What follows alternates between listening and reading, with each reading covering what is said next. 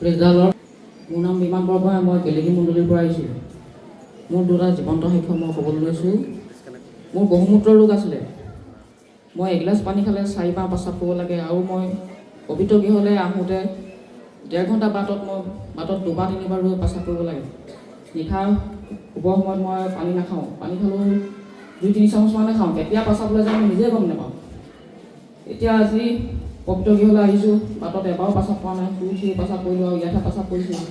মই সুস্থ হ'লোঁ, ভাল পালোঁ, ঈশ্বৰ মোক আশীৰ্বাদ কৰিলে ধন্যবাদ দিছোঁ। আৰু মোৰ খুব দাঁত পোকে খায়, দাঁত বিষ হয়, দাঁত লৰে, দাঁতৰ পৰা পজ ওলায়। বৰদিনতে আহিছিলোঁ, ইয়াৰ পৰা কলগেট লৈ গৈছিলোঁ।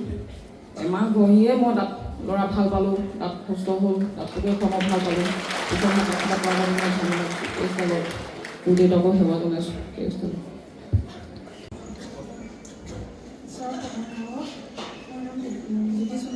ডিগবৈৰ পৰা আহিছোঁ। ইয়াতে সাক্ষ্য আছিল। মই 25 ডিচেম্বৰত ইয়ালৈ আহিছিলোঁ। তেতিয়া মানে প্ৰাৰ্থনা কৰাৰ পিছত সকলোকে পিতাই সুধিছিল যে তোমালোকে কিবা গম পাইছা নেকি? তেতিয়া মই একো অনুভৱ কৰিব জনা নাছিলোঁ।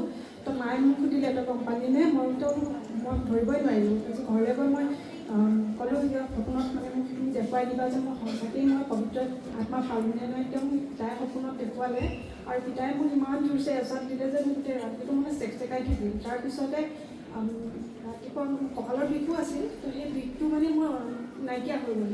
তাৰপিছতে 15 দিনমানলৈ মোৰ ভাল হৈ আছিল। তাৰপিছত আকৌ অলপ বিষ হ'ল। বিষ হোৱাৰ পিছত আকৌ কালি যেতিয়া ক'লোঁ আজি ইয়ালৈ আহিম বুলি মানে হেৰি কৰিলোঁ, তো ৰাতিটোৰ ভিতৰতে মোৰ আকৌ কঁকালৰ বিষটো মানে কমি গ'ল। এতিয়া বৰ্তমান মোৰ বহুতখিনি মানে পাতল হৈ মানে হেৰি পালোঁ। গতিকে মই শিক্ষা আছোঁ ক'বলৈ, আৰু যেন ঘৰখনৰ আমাৰ সকলো যাতে ভালে কুশলে থাকে ঈশ্বৰৰ ওচৰত।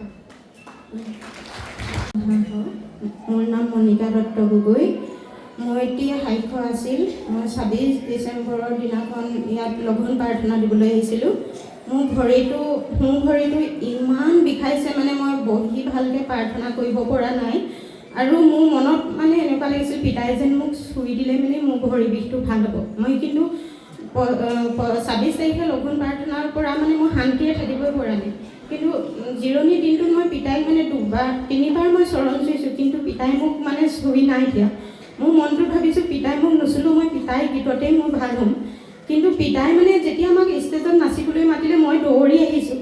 আৰু ইয়াত মঞ্চত নাচি দিওঁতে পিতাই যেতিয়া মোক মূৰৰ ওপৰত প্ৰাৰ্থনা কিতাপখন চুই আশীৰ্বাদ দিলে, মই পৰি গ'লোঁ। আৰু যাবলৈ কোৱাৰ পিছত যেতিয়া মঞ্চৰ পৰা নামি গৈছোঁ, মোৰ ভৰিটো মানে অকণো বিষ নাই। কিন্তু সাক্ষ্যটো নিদিয়াৰ কাৰণে চাগে মই আকৌ এই বাওঁ ভৰিটো মানে ইমান বিষ হৈছে।